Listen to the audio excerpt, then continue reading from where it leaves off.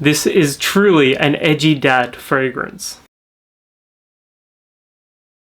What's up guys, my name's Aussie Marcel, the most luscious locks on YouTube, and in today's video we're going to be reviewing Love and Luck by Ed Hardy, a fragrance for men.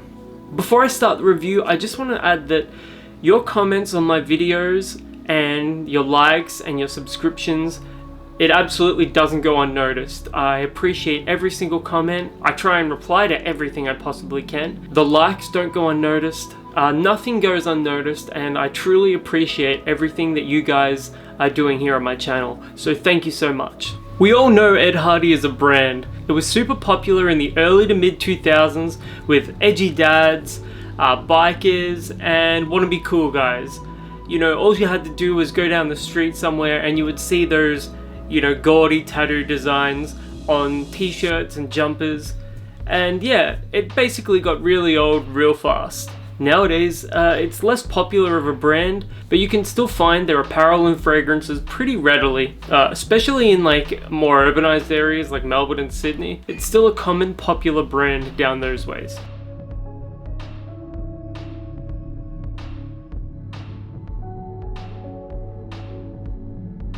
First up, I'm going to show you the packaging. So you've got the tattoo design right there. Some Japanese just there. Overall, the presentation is going to be a love it or hate it affair. The packaging also contains the ingredients, which are right there, and the batch number, which is right there. The packaging is undoubtedly a love it or hate it affair. You're either going to be into Ed Hardy's branding or you are going to despise it. There is no middle ground right there. And here's the bottle. It's got a nice little emblem on top of the bottle lid. Overall, it's alright. And here's the liquid. It's a pale yellow. I'm not going to make a joke about it, but you're probably thinking what I'm thinking. And before I actually review the fragrance, I'm just going to review the note breakdown and some information from the Ed Hardy website. Ed Hardy Love and Luck for Men is presented in pair with the edition for women carrying the same name in 2008. They were inspired by Don Ed Hardy's tattoo work, just like the first editions introduced in February 2008. This edition for men is inspired by nightlife in Tokyo and is characterized as a light, eclectic mixture of fruit and freshness.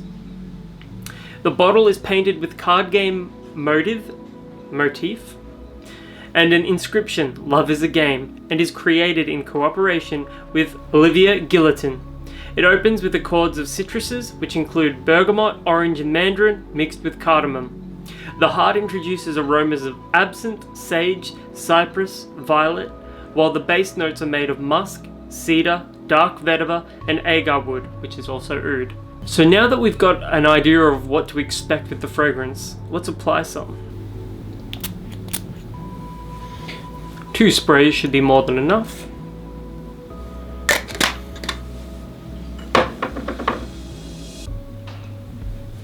Immediately fresh citrus and an ever so slight woody undertone. There's sort of a little bitterness as well. It's very mild, almost like we're talking borderline imperceptible, but there is a slight bitterness there as well. I'm just going to let the fragrance dry down a little bit and then I'm going to come back. So after some time has passed and the fragrance has dried down a little bit, I virtually got nothing in the mid at all. It was the same as the opening. Some of those mid notes might have contributed to the slight bitterness at the start, but apart from that, it is a very linear, basic fragrance. There is a touch of vetiver and the woodiness has become slightly more pronounced, but I still wouldn't call it a primarily woody fragrance. This is a very citrus fragrance. So if you're somebody that loves citruses in your fragrances, or if you like a sort of touch of woods and vetiver, then this fragrance is definitely going to appeal to you. But it is also a very simple fragrance. This is not going to win any awards for originality, and it certainly doesn't make me think of A Night in Tokyo like their advertising suggested.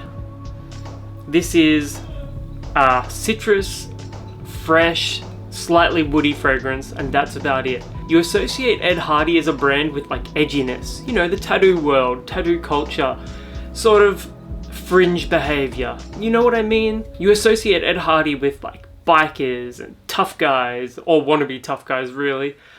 But I don't get any of that in this fragrance. This is the most bland, inoffensive fragrance imaginable.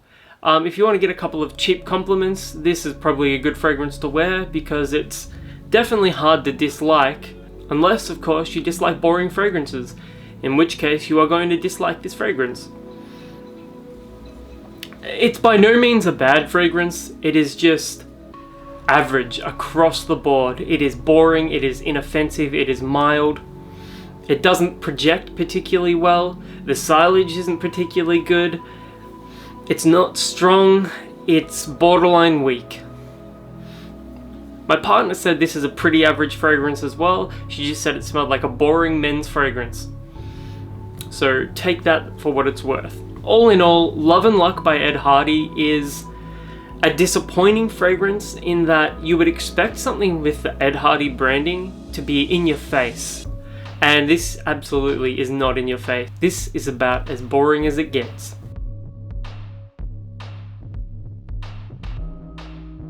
So that about covers my review for Love and Luck for Men by Ed Hardy. What are your thoughts and feelings on the fragrance? Have you ever worn it before? Let me know in the comments below. And until my next review, my name's Aussie Marcel, and I'll catch you guys around.